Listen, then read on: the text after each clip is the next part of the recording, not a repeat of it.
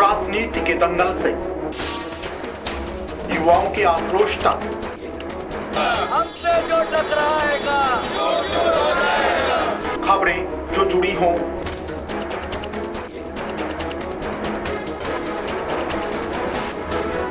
या फिर अपराध जगत से या फिर जनता और प्रशासन का हो आमना सामना, देखिए सिर्फ 24 न्यूज़ पर अब हर खबर पर होगी।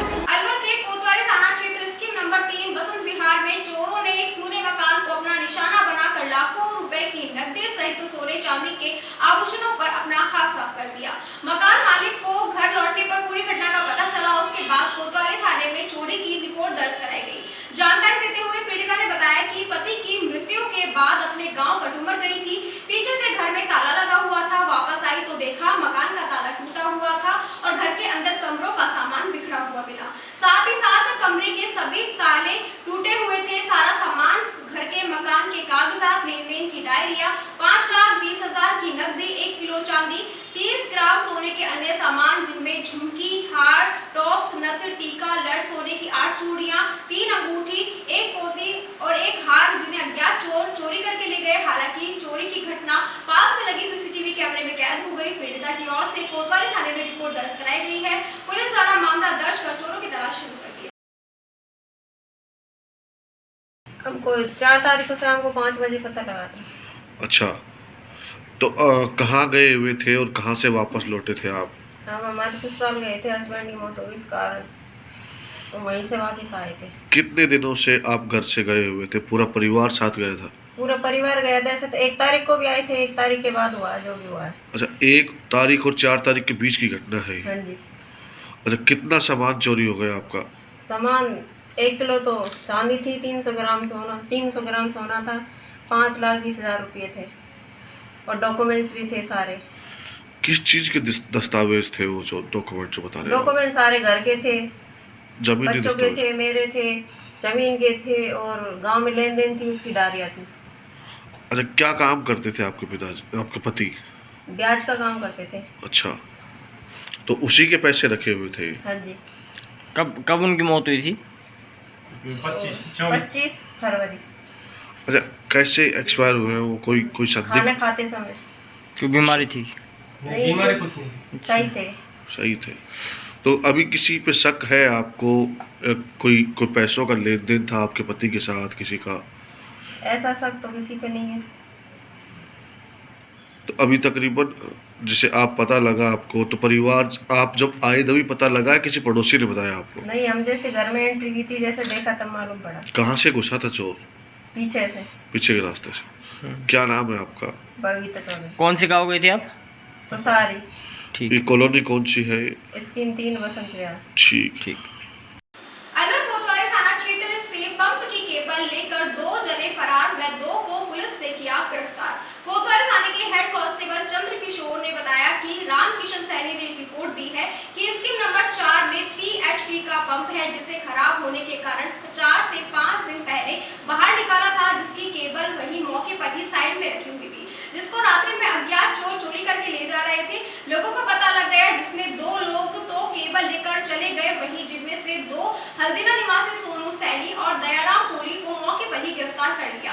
पूर्व में इनके खिलाफ कोई मुकदमा नहीं है। दोनों साथी हैं जो पीएचडी में ठेकेदार हैं, जो कि मोटर सुधारने का कार्य करने का ठेका ले रखा है। उन्हीं के पास ही काम करते हैं। जो 2 केबल लेकर गए हैं वह हल्दीना निवासी रफीक व दूसरा सद्दाम मौके से फरार हो गए। कल दिनांक 5/4/2024 को प्रार्थी रामकिशन सैनी ने रिपोर्ट दी कि पीएचडी का पंप है स्कीम नंबर 4 में, जहां खराब होने के कारण 5-6 दिन पहले उनको बाहर निकाला था, जिसकी केबल वहीं मौके पे ही थी, साइड में रखी हुई थी, जिसको रात्रि में चोर चोरी करके ले जा रहे थे। लोगों को पता चल गया, फिर 2 लोग तो केबल लेके चले गए, 2 को गिरफ्तार किया मौके से, जो सोनू सैनी और दयाराम सैनी हैं, हल्दीना के रहने वाले हैं। पहले से तो अभी तक कोई मुकदमा नहीं है इनके खिलाफ। हाँ, दोनों साथी हैं जो अपने पीएचडी में ठेकेदार है, जो मोटर सुधारने का ठेका ले रखा है, उसके पास ही काम करते हैं। एक रफ़ीक और एक सद्दाम, हल्दीना के रहने वाले वो भी। ये दोनों कहाँ पे काम करते हैं? ये दोनों भी उस ठेकेदार के पास ही काम करते हैं। क्या नाम है सर? एक का सोनू सैनी है, दूसरे का दयाराम कोहली है। अलवर जिले के सरिस्का बाग परियोजना में बाघों का कुनबा बढ़ाने की प्रक्रिया शुरू हो गई है। प्रदेश के बाघों में आनुवंशिक बीमारी कमजोरी को दूर करने और प्रजनन दर को बढ़ाने के लिए दूसरे स्टेट के बाघ और बाघिनों को सरिस्का शिफ्ट किया जाएगा। वन मंत्री संजय शर्मा का कहना है कि आचार संहिता के बाद में उत्तराखंड व महाराष्ट्र से करीब 8 बाघ बाघिन लाए जाएंगे।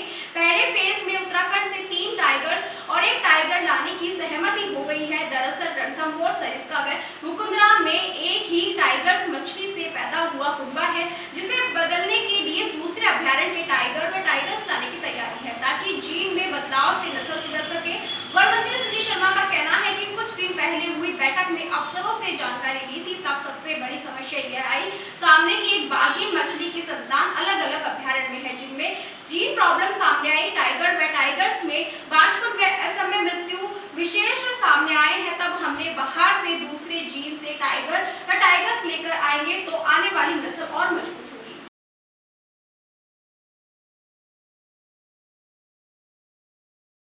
प्रतिनिधि होने के नाते और सौभाग्य से मुझे वन मंत्री के रूप में दायित्व दिया माननीय मुख्यमंत्री जी ने, तो मेरा नैतिक धर्म बनता है कि मैं पूरे राजस्थान की चिंता करूं। लेकिन चूंकि अलवर का हूं, अलवर ज़िले का हूं, तो मेरी प्राथमिकता सरिस्का भी रहेगी और साथ ही साथ हमारे जो अन्य वन्य क्षेत्र हैं या वन्य जीव रहते हैं उनको भी आगे बढ़ाने का काम वन मंत्रालय दे दे। वन्य क्षेत्र सरिस्का के रूप में माने तो बहुत बड़ा वन्य क्षेत्र है। हमारे पास आज 33 बच्चे और बड़े टाइगर और टाइगर्स हैं, लेकिन वन्य क्षेत्र बड़ा होने के कारण यहाँ साइटिंग कम होती है। आने वाले समय में और जब टाइगर होंगे तो निश्चित रूप साइटिंग भी होगी। और हमारा जो ये बाला किला क्षेत्र है यहाँ भी टाइगर है। एक टाइगर हमारा जो ये सुरेटा खरेटा है तथा ये सुरंग से निकलते ही जो रोहतक तक घूमने चला गया था, उसने अपना स्थान वहाँ बना लिया है।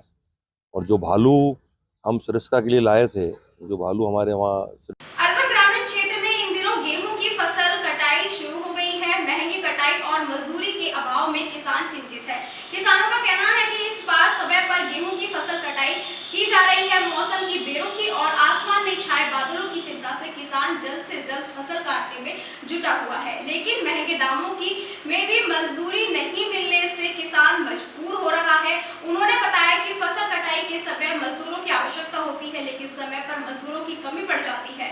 महंगी मजदूरी देने और लाने में से जाने का भाड़ा देने के बावजूद भी मजदूरों की एडवांस बुकिंग हो रही है। ऐसे में खेतों में पकी फकाई फसलें को देख किसान चिंतित है। 300 से 400 तक मजदूरी बढ़ गई। जी सर, बताइए अब की बार किसान कैसे चिंतित दिख रहा है? मजदूरी भी महंगी है। गेहूं की फसल जो है वो पूरी पक के तैयार खड़ी है और किसानों को फसल काटने के लिए मजदूर नहीं मिल रहे हैं।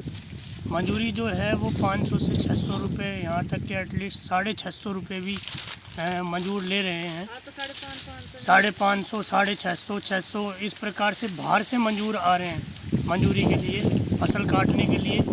और मौसम विभाग ने बारिश का जो संकेत दिए हैं, बारिश आने के संकेत दिए हैं, जिससे किसान पूरी तरह चिंतित है। उसकी रातों को नींद नहीं आती किसान को, चिंता के कारण उसकी नींद पूरी तरह से ख़राब हुई पड़ी है, क्योंकि उसको ये डर सताता रहता है कि कहीं उसकी 12 महीने की मेहनत जो वो पानी देकर, खाद देकर, अपनी शारीरिक मेहनत करके फसल को पका के तैयार करता है, अपने घर का अनाज इकट्ठा करने में लगा रहता है, वो कहीं बारिश के कारण बर्बाद ना हो जाए।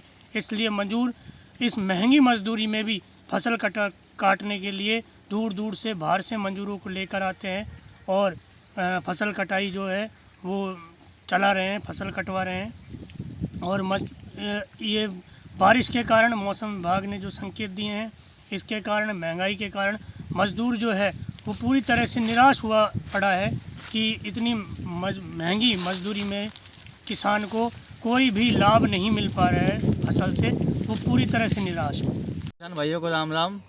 मौसम विभाग ने अलर्ट दिया है, बरसात है ना, बरसात आने की संभावना है और यहाँ पे मंजूरी है जो 500-600 रुपये है एक। और यहाँ पे सभी जो मज़दूर हैं वो काफ़ी परेशान है मौसम को देखते हुए।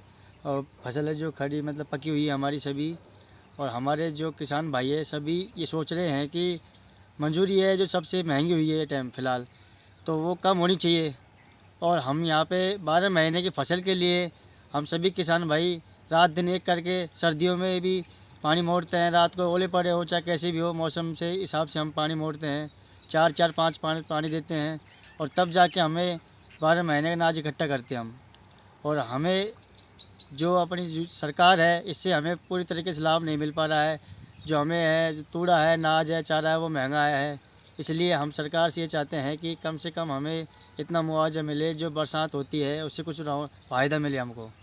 जय हो किसान। लोकसभा चुनाव को लेकर जिला कलेक्टर पुलिस अधीक्षक ने लिया जायजा। थानागाजी में दौसा लोकसभा चुनाव को लेकर आज 7 बजे जिला कलेक्टर आशीष गुप्ता, पुलिस अधीक्षक आनंद शर्मा थानागाजी पहुंचे। यहां पर पंचायत समिति सभागार के अंदर चुनाव कार्य में लगे सभी सेक्टर प्रभारी व पुलिस प्रशासन ने अधिकारियों के साथ लोकसभा चुनाव को लेकर चर्चा की, जिसमें संवेदनशील, अति संवेदनशील मतदान केंद्रों पर पूर्णतः प्रशासन तैनात करने के लिए, चुनाव में व्यवधान करने, उत्पाद मचाने वाले अपराधियों पर कड़ी नजर रखने के लिए राजकीय महाविद्यालय थानागाजी में मतदान पेटियों को सुरक्षित रखकर किस तरह सुरक्षा प्रदान की जाए, इन सभी विषयों पर चर्चा की गई। इस मौके पर जिला कलेक्टर पुलिस अधीक्षक के राजकीय महाविद्यालय का दौरा कर जायजा लिया। मामले पर जिला पुलिस अधीक्षक आनंद शर्मा ने बताया कि लोकसभा चुनाव को लेकर पूर्णतः जाब्ता, किसी भी तरह की कोई घटना घटित न हो, इसको लेकर प्रशासन सख्ती से पेश आएगा। इस मौके पर उपखंड अधिकारी अमीलाल यादव, पुलिस उपाधीक्षक सुगढ़ सिंह थानागाजी, प्रतापगढ़ थाना अधिकारी सहित समस्त सेक्टर अधिकारी मौजूद।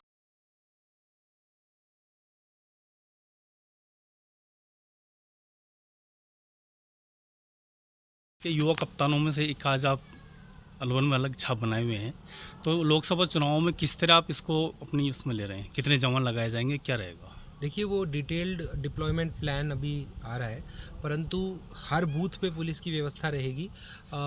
हर विधानसभा में 3-3 डीवाईएसपी रैंक के अधिकारी होंगे, एक एडिशनल एसपी रैंक का ऑफिसर होगा, पुलिस मोबाइल पार्टीज़ होंगी, पैरामिलिट्री फोर्स होगी, क्यूआरटीज़ होंगी। तो इस प्रकार ये पूरा है कि हम एकदम भयमुक्त और निष्पक्ष स्वतंत्र मतदान कराने में यहाँ सफल होंगे। आज यहाँ सेक्टर ऑफिसर्स और सेक्टर पुलिस ऑफिसर्स और यहाँ के सभी जो प्रशासनिक और पुलिस अधिकारियों की संयुक्त बैठक लेकर इस संबंध में और विस्तृत चर्चा की जाएगी। लोकसभा चुनाव को लेकर जो आज आप जायजा ले रहे हैं, यहाँ पे पेटियाँ रखी जाएंगी वहाँ, तो क्या दिशा निर्देश दिए जा रहे हैं? क्या ये थानागाजी जो हमारी असेंबली कॉन्स्टिट्यूंसी है, ये दौसा पार्लियामेंट्री कॉन्स्टिट्यूंसी का पार्ट है, तो उसी संदर्भ में जो है यहाँ जो स्ट्रॉन्ग रूम है उसका अवलोकन करने में और एसपी साहब आज यहाँ आए हैं। और स्ट्रॉन्ग रूम के अंदर जो भी एज पर प्रोटोकॉल जो व्यवस्थाएं करनी है वो उसकी चर्चा हमने विस्तार से करी और उसी हिसाब से डायरेक्शन दिए हैं कि जो मैक्सिमम सिक्योरिटी रहे, लाइटिंग रहे, वीडियो कैमरा सर्विलेंस और इन सब के बारे में बात करी है। ईवीएम जो है वो यहाँ आएंगी और यहाँ से जो सीधा जो है दौसा जाएंगी। तो एक तो वो है, दूसरा हमने सेक्टर ऑफिसर्स की मीटिंग रखी है एज डीईओ, तो वो सेक्टर ऑफिसर्स को भी जो है जो पूरी गाइडलाइंस हैं वो विस्तार से उनको समझाना, प्लस उनसे भी फीडबैक लेना कि पोलिंग स्टेशंस की क्या हालत है, उस पर फीडबैक लेने के लिए आज मीटिंग भी रखी है। और इससे पहले हमने सेम चीज़ बानसूर में करी थी, क्योंकि वो जो असेंबली कॉन्स्टिट्यूंसी वो ग्रामीण में है, जो जयपुर ग्रामीण में। तो ये जो है आज का हमारा जो है एक्सरसाइज रही, जिससे कि जो है शांतिपूर्ण जो मतदान किया जा सके। लघु उद्योग भारतीय महिला इकाई की ओर से शुक्रवार को जय कृष्ण क्लब बैंकेट हॉल में 3 दिवसीय हस्तशिल्प प्रदर्शनी का शुभारंभ किया गया। लघु उद्योग भारतीय महिला इकाई के अध्यक्ष शिवानी यादव एवं सचिव अलका सिंह ने बताया कि प्रदर्शनी का समय सुबह 10 बजे से 8:30 बजे तक का रहेगा और प्रदर्शन में आभूषण, डिजाइनर कपड़े, फर्नीचर, आचार, मसाले, खास सामग्री, सैलून व मेकअप का सामान, मेहंदी व नेल आर्ट व फूड की स्टॉल लगाई गई है। बच्चों के मनोरंजन के लिए विभिन्न तरह के खेल करवाए जाएंगे। उन्होंने बताया कि प्रदर्शनी का शुभारंभ वन व पर्यावरण व राज्य मंत्री संजय शर्मा और नगर निगम महापौर घनश्याम गुर्जर ने दीप जलाकर के किया और कार्यक्रम का शुभारंभ किया।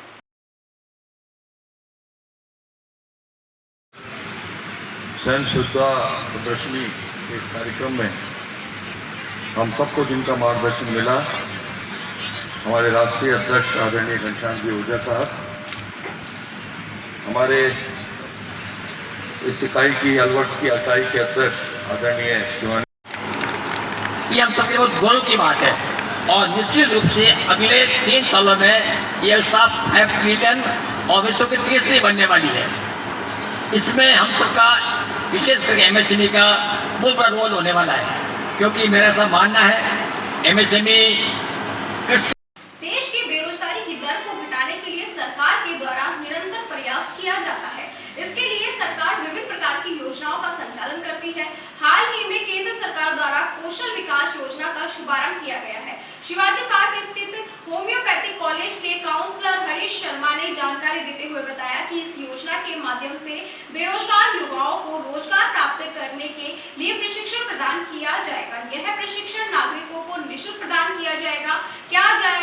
उन्होंने बताया कि कॉलेज में एडमिशन चालू है और कोई भी छात्र छात्रा इसमें कक्षा 12वीं पास कर रखी है वह एडमिशन करा सकता है। नेताजी द्वारा गठबंधन को लेकर बोला गया कि कांग्रेस और आम आदमी पार्टी एक दूसरे को गाली देते हैं। सोनिया गांधी जब प्रधानमंत्री बनी तब उन्होंने मुलायम सिंह यादव और अमर सिंह उनसे मिलने गए तो उन्होंने उनको भोजन पर से निमंत्रण पर से उठा दिया। नेताजी द्वारा शानदार प्रस्तुति दी गई कि केंद्र में रहने के बाद भी नेताजी शायद यह भूल गए हैं कि सोनिया गांधी प्रधानमंत्री कब बनी थी। वहीं पर बंद कमरे में नाश्ते पर चर्चा के दौरान निजी चैनलों के पत्रकारों ने भी टोकना उचित नहीं समझा कि सोनिया गांधी प्रधानमंत्री कब बनी थी। शायद नाश्ते पर चर्चा के दौरान नाश्ते की कीमत चुकानी थी पत्रकारों को। वहीं जब उन्होंने पूछा कि नीतीश यादव कुमार को भाजपा में शामिल किया गया दोबारा वहीं पर आपके नेताजी पानी पीकर नीतीश कुमार को कोसा करते थे। यह सवाल को गोल-मोल तरीके से छुपाते हुए नजर आए नेताजी। केंद्र में रहकर जिन नेताओं को केंद्र की राजनीति नहीं पता, यह नहीं पता कि सोनिया गांधी प्रधानमंत्री कब बनी, फिर वह अलवत की राजनीति को क्या जानेंगे।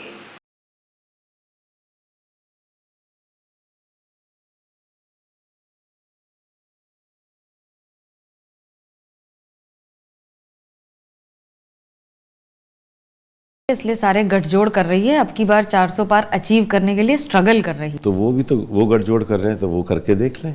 कौन उनको मना कर रहा है? उनका तो एक तो उन्होंने अपना साइन बोर्ड ही बदल लिया।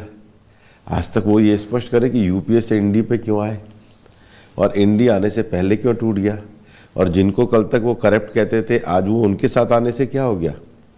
कल तक केजरीवाल और कांग्रेस एक दूसरे को गाली दिया करते थे, आज कैसे ठीक हो गए। एक समय तो लालू जी और कांग्रेस एक दूसरे के विरोधी थे, आज वो कैसे दोस्त हो गए। एक समय तो ध्यान है जब सोनिया गांधी जी प्रधानमंत्री बनी थी तो मुलायम सिंह और अमर सिंह जी जब गए थे तो उनको भोजन पे निमंत्रण में से लौटा दिया था। आज समाजवादी पार्टी में क्या बढ़िया चीज़ हो गई। एक समय जो डीएमके कांग्रेस के ऊपर आरोप लगाती थी और जैन कांड को लेके इतना विषय उठता था, आज डीएमके में उनको क्या प्रेम नजर आ गया। अच्छा, ये सवाल बीजेपी से क्यों ना हो बिहार में कि नीतीश कुमार के साथ आ गए जब जरूरत पड़ी। तो हमने कभी ऐसी गालियां नहीं बकी। सर, आपके नेताओं ने तो पानी पी पी कर कहा है कि कुछ भी हो जाए नीतीश कुमार कभी ऐसा नहीं बका, लेकिन वो लोग तो वो स्पष्ट तो करें कि ये क्या। कम्युनिस्ट पार्टी का तो वो अभी भी विरोध करते हैं केरल में, तो बंगाल में तो उनके साथ उनके गठबंधन में करते हैं। हम ऐसा तो नहीं कर रहे कि एक प्रदेश में विरोध कर रहे हैं और दूसरे प्रदेश में साथ घूम रहे हैं। ये कौन सा गठबंधन है। राहुल गांधी वायनाड से लड़ रहे हैं, केरल में बीजेपी का आज तक खाता नहीं खुला है। राजकोट पंचायत समिति क्षेत्र के ग्राम थाना राजाजी में स्थित सेठ जी की छतरी पर प्रवचन के 5वें दिन स्वामी राघव दास ने कहा कि जीवात्मा परमात्मा में अलग नहीं है और परमात्मा जीवात्मा से अलग नहीं है। अंतर इतना सा है कि जीवात्मा के हृदय का मैल विक्षेप अनावरण पर पदार्थ छड़ा हुआ है। यदि जीव भक्ति से इसे हटा सकता है तो दोनों आत्मा एक ही है। परमात्मा यानी कि श्रेष्ठ आत्मा इसीलिए यही है कि तीनों गुणों से उठा हुआ है, वह किसी भी गुण से रत नहीं है। और जीवात्मा रजोगुण, सत्वगुण व तमोगुण तीनों में से किसी न किसी एक में तो बसता ही है, लेकिन परमात्मा इन तीनों में से ऊपर उठा हुआ है। परंतु कोई भी जीवात्मा इस स्थिति को भक्ति के माध्यम से, भजन के माध्यम से प्राप्त कर सकता है। स्वामी जी ने नवदा भक्ति को भी विस्तार से बताया। उन्होंने अपने प्रवचन के रूप में बताया कि प्रथम भक्ति संतन कर संघा, इसी प्रकाश क्रम से 9 प्रकार की भक्ति को विस्तार से बताया। स्वामी वैराग्य स्वरूप ने एकादशी के व्रत का विस्तार से महत्व बताया। स्वामी जी ने बताया कि व्रत का मतलब है कोई संकल्प लेना। वेदों में स्पष्ट किया है कि एकादशी के दिन प्रभु का भजन करना चाहिए और उस दिन से ये संकल्प लेना चाहिए कि मुझे हर वक्त हर घर या बाहर का कोई भी कार्य करने के साथ साथ प्रभु को जरूर याद रखना है। संतों ने भी अपने सभी प्रभु व कार्यों को करने से पहले प्रभु के महत्व के बारे में बताया। स्वामी नित्यानंद ने कहा कि ऐसा करने से हर कार्य प्रभु की जिम्मेदारी हो जाती है, परंतु वो कार्य सत्कर्म तक ही सीमित है।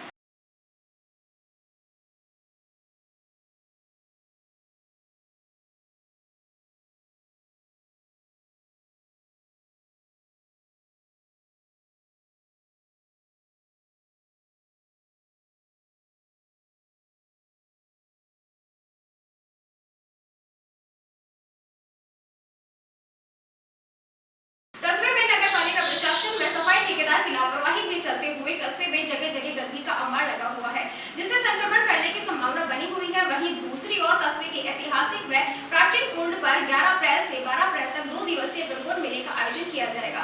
लेकिन यहाँ पर कुंड स्थित सटे नाले गंदगी और बदबूदार कीचड़ से भरे होने के कारण दुर्गंधित वातावरण बना होने से मच्छरों की संख्या निरंतर इजाफा हो रहा है। मोहल्ले वासियों ने बताया कि पालिका प्रशासन को दर्जनों बार अवगत कराने के बावजूद भी स्थिति जस की तस बनी हुई है। उन्होंने बताया कि सफाई नहीं होने से लोगों के घरों में सील आने के साथ साथ मच्छर परेशान कर रहे हैं। उन्होंने पालिका अधिशासी अधिकारी से मेला स्तर पर नाले की सफाई करवाने की मांग की है।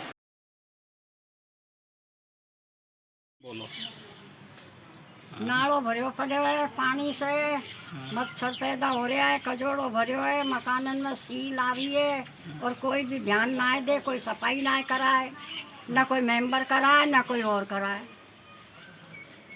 है?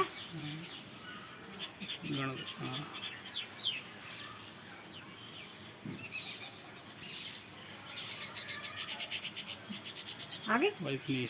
सामूहिक दुष्कर्म का मामला राजगढ़ थाने में हुआ दर्ज। अश्लील फोटो व वीडियो को वायरल करने की धमकी देकर किया दुष्कर्म। पीड़िता के बच्चों व पति को जान से मारने की धमकी को देकर कर रहे हैं 1 वर्ष से दुष्कर्म। राजनीति के दंगल से युवाओं की आक्रोशता, हमसे जो टकराएगा खबरें जो जुड़ी हों,